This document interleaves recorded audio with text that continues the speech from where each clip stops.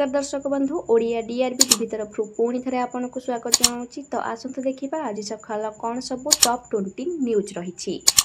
Number 1 minimum balance नथिले कटिबो fine संचय खाताधारी ग्राहक सावधान एणिकी आकाउंट सर्वनिम्न बालांस नथिले जोरिमाना देवाक पड़िबो।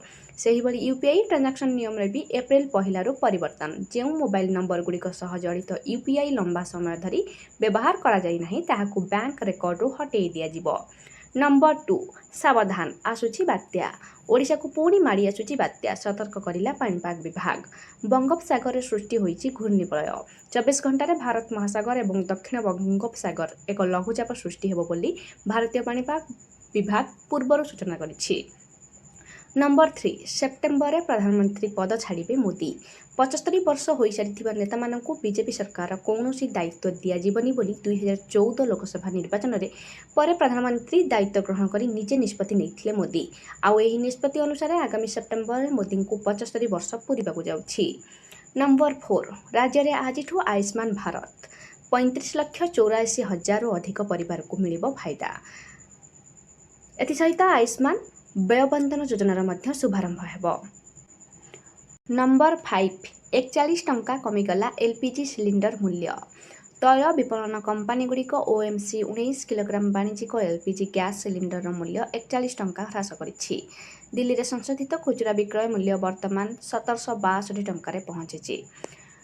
नंबर 6 झारखंड में भयंकर ट्रेन दुर्घटना 2 मालगाड़ी मुहांमुही धक्का 2 लोको पायलट मृत्यु 4 जन आहत होइछंती तेबे जने श्रमिक फसी रही सूचना मिली। नंबर 7 ओडिशा रे आज कटक सत्यभामापुर आयोजित राज्यस्तरीय ओडिशा दिवस रे से एक घोषणा करछंती ताहाला जे सारा राज्य रे आउ 2 सप्ताह मध्य यह लागू कराजिबो बोली से कहिछंती। नंबर 8 आजिठू अलिया पाई बेंगालुरु रे लागू हेबो टैक्स बीबीएमपी रो आवर्जना परिचालना फी को नहीं जोरदार चर्चा। 1 एप्रिल घरोई अयला संग्रह एवं निष्कासन शुल्क मध्य वस्तु निष्कासन पाई व्यवहारकारी शुल्क कर्नाटक सरकार द्वारा अनुमोदन करा जायछि।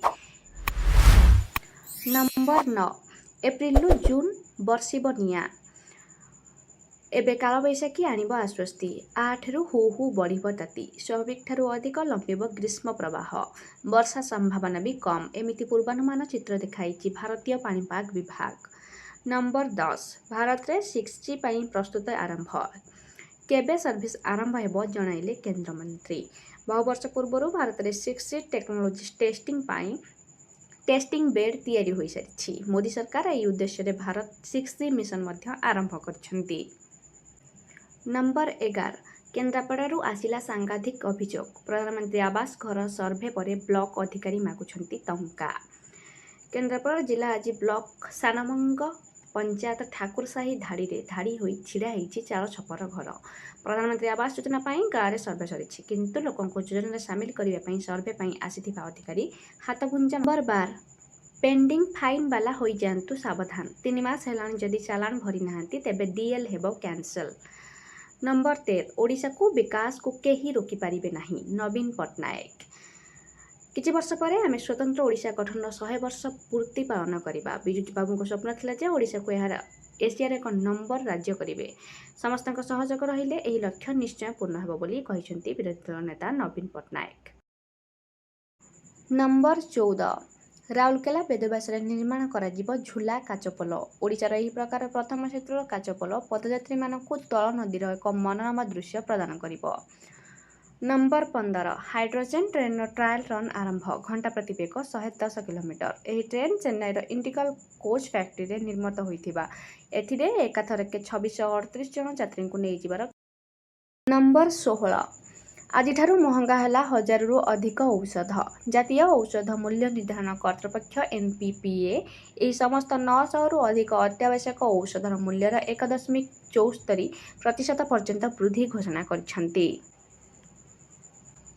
नंबर 17 कोटियारे ओडिया विलोप पाई आंध्रर षड्यंत्र टंका लोभ देखाई छात्र छात्री को टाणी नेउछि पड़ोशी।